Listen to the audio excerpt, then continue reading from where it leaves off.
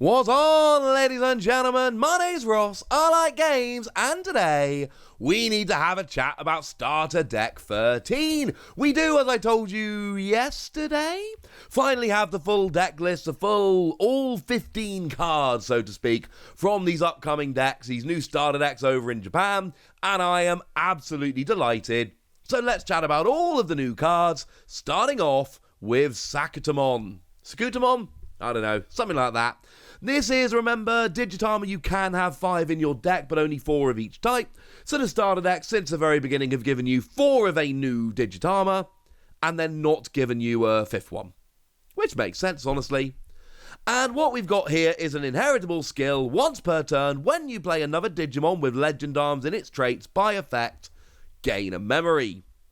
And I told you the other day that although this isn't for a lot of decks, for this deck, it's perfect. Absolutely perfect. You'll see as we go along. Now, Zubamon here, when you play, you can place this Digimon under one of your other Digimon with Legend Arms in its traits, or under one of your black Digimon as the bottom Digivolution card to reveal the top card of your deck. If it's a Digimon with Legend Arms in its traits and it has a play cost of 7 or less, you can play it for free. Which is nuts, because firstly, you're putting this card under one of your other Digimon, and secondly, and then you get the inheritable skill and all of that, and secondly, you might get to play a card for free. This is good. Also an inheritable skill that says if you have a Digimon with Legend Arms in its traits, or a black Digimon in play, and that is a very low bar, delete one of your opponent's Digimon with 3,000 power or less. Play it as an inheritable Digimon, inheritable skill. Play a Digimon for free, delete one of your opponent's weak Digimon. That is a lot of cool stuff going on at once. And I'm going to go slightly out of order here, because we've got a level 3 Ludamon, which is black, not red, which is basically the same. Same first skill, you can place it under a Legend Arms Digimon or a red Digimon, look at the top card of your deck, and if it's a Digimon with Legend Arms in its traits and a play cost of 7 or less, play it for free. So we got both our level 3s where we can do this. That is really, really nice. Also an inheritable skill, if you have a Digimon with Legend Arms in its traits or a red Digimon in play, again a very low bar, you gain Blocker, and we all know that Blocker can win games or stop you losing games. These level 3s are brilliant. Other level 3s we've got coming in here are the Black Kotamon. It's a 2 cost to play level 3. Simple as that. We've got others in black. It's not new, but it's a 2 cost to play level 3. They're pretty good. Just know it's not terribly new. And then the Chikurimon, which says that on all turns, players cannot reduce play costs. And like I told you when we were looking at Starter Deck 12 there the other day, this is interesting because right now it's a decent card, bit situational, but fine. But we're going to get to a stage in the very near future where these Digimon with Cross come around in BT10, at which point this is going to really be good. Now moving over to level 4s, we've got Zuba Igamon. Now this is a red Digimon, but it can Digivolve from either black or red. So could those level 3s I showed you. I apologise for not pointing it out at the time, the ones with skills. And when you play, you may place this Digimon under one of your other Digimon with Legend Arms in its traits, or one of your black Digimon as its bottom Digivolution card, like we saw before, to delete one of your opponent's Digimon with 5,000 power or less. And then it's actually got the exact same inheritable skill as Zubamon. If you have a Digimon with Legend Arms in its traits or a black Digimon in play, still a very low bar, delete one of your opponent's Digimon with 3,000 power or less. These are going after your opponent's Digimon.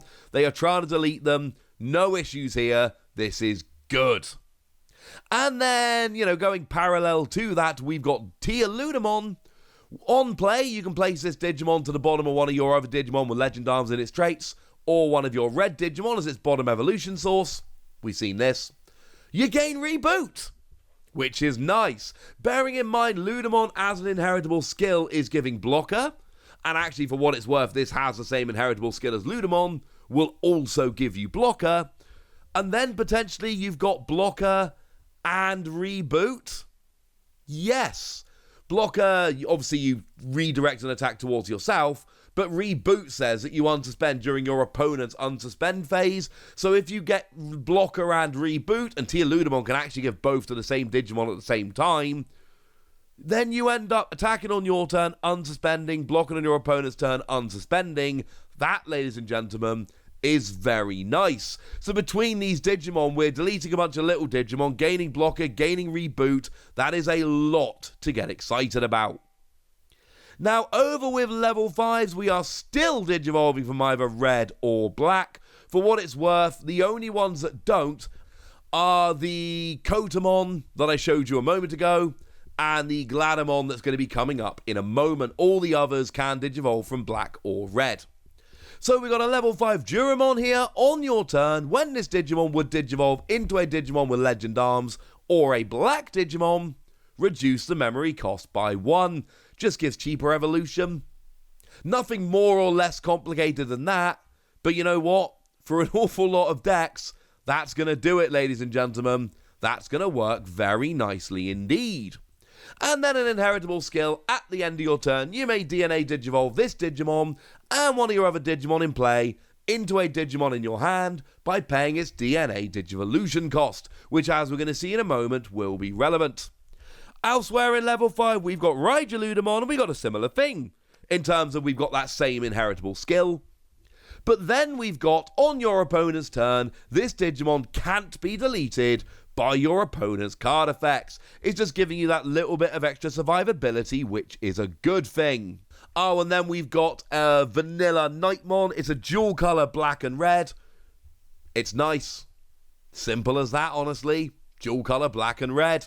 And actually, I didn't mention the level 4 Gladamon. I forgot about it. I apologise. It's not interesting, but it is a 1-cost to Digivolve level 4, which is very important. That is nice and cheap. It's vanilla, but it's cheap to Digivolve. And I apologise for not mentioning that with the level 4s. So there's all your level 5s, but of course we're building up to a level 7 here. So we've got 2 level 6s. We've got Durandamon over in red. Now, this again can Digivolve from black or red, like most of them can. On your turn, once per turn, when one of your effects places a Digivolution card under this Digimon, gain 3,000 power and security attack +1 for the turn. But bearing in mind we saw that Zubamon can, and Zubarigamon can, and Ludamon can, and RagnaLoardmon can, that's a lot. So you're going to be firing this skill, and then you're going to be a 14,000 power Digimon with security attack +1. That's very good. And then when attacking, reveal 3 cards at the top of your deck. You may play a Digimon with a play cost of 7 or less and Legend Arms in its traits for free. Yeah. And this one is the top 3 cards of your deck, not just the top card. Lots of playing cards for free, lots of synergy. I like it. And then as an inheritable skill, while this Digimon is RagnaLoardmon, it doesn't activate security effects on option cards it checks. So if you show an option card and you're like, oh no, it's Gaia Force, for instance. Ha! No, it's not. I mean, it still is, it just doesn't do anything, which is brilliant. Then we've got RagnaLoardmon over in black. And on your turn, once per turn, when a card is placed into this Digimon's Digivolution cards by your own effect, and we've seen that happens a lot, this Digimon cannot be deleted by effects or returned to its owner's hand or deck until the end of your opponent's next turn. Can still be deleted in battle, incidentally, but can't be deleted by effects or returned to hand or deck. Extra survivability, good. And then we got that same Digivolving skill that we saw on the other level 6. Look at the top 3 cards of your deck. You may play a level 7 with Legend Arms for free, which is brilliant. Oh yeah, and an inheritable skill. While this Digimon is RagnaLoardmon, it isn't affected by your opponent's Digimon's effects.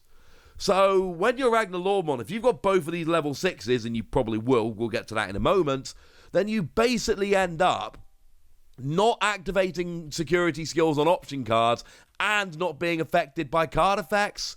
That's a lot, ladies and gentlemen. That is a lot. Now, speaking of RagnaLoardmon, we've got DNA Digivolve 0 cost from a level 6 red and a level 6 black, which we all saw coming. We all knew that was going to happen. When Digivolving Blitz, That means you can attack when you Digivolve, even if the turn should go to your opponent. And assuming you DNA Digivolved, and you should, for every 4 Digivolution cards this Digimon has, delete one of your opponent's Digimon with a play cost of 20 or less, that's basically everything, and trash the top card of your opponent's security. Now, naturally, remember, when you DNA Digivolve, you take both the level 6s, mash them together, put them under. So you should have a 6-5-4-3 red and a 6-5-4-3 black. You should have 8 to begin with. So when you DNA Digivolve, what you should have here is delete 2 Digimon and trash 2 security cards. But because we've got 4 Digimon that can put them down as evolution sources, in addition to what you would normally have, you could build this up. 4 or 5 activations is a push, but 3 activations to get rid of 3 Digimon and trash 3 security cards, that could legitimately happen and is nuts. Oh yeah, and once per turn, when a card is removed from either player's security stack, unsuspend this Digimon. I know it's a level 7 and it's supposed to be good, but this looks absolutely crazy nuts good. We've then got 2 option cards. Direct Smasher is a 7 cost. If you have a Legend Arms Digimon, you can use it regardless of what colours are in play. Delete one of your opponent's Digimon with the highest power. And as much as I like this, sometimes you don't want to get rid of the Digimon with the highest power. Sometimes you want to get rid of another. It's restrictive, and it's only 1 memory cheaper than Gaia Force that can get rid of everything, which makes me nervous. And then Contradictory Allies is a 4-cost option card, and incidentally, I am cheering for the Commandramon in this picture. You can play a Digimon with a play cost of 7 or less and Legend Arms in its traits from your hand without paying, and then place this in your battle area, and then there is a delay. Reveal 4 cards on the top of your deck, and place each of them at the top or bottom of your deck in any order. So basically you get to play a 7 cost for 4 memory, and then at some point in the future you get to rearrange a deck a bit for extra consistency. Seems alright to me, ladies and gentlemen.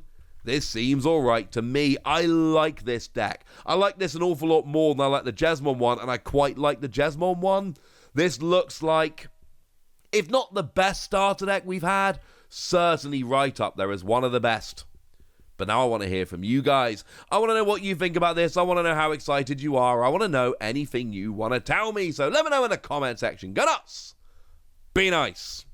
And then make sure you like this video, subscribe to this channel, follow me on Twitter at TheWasi. That's where we talk Digimon and a whole bunch of other card games. And please do consider checking out patreon.com/PTCGradio, where you can support the channel, get some bonus podcasts and all kinds of fun things. But by far the most important thing as always, look after yourselves till next time, would ya? Thank you very much for watching. My name's Ross, and you've been watching Wasi Plays.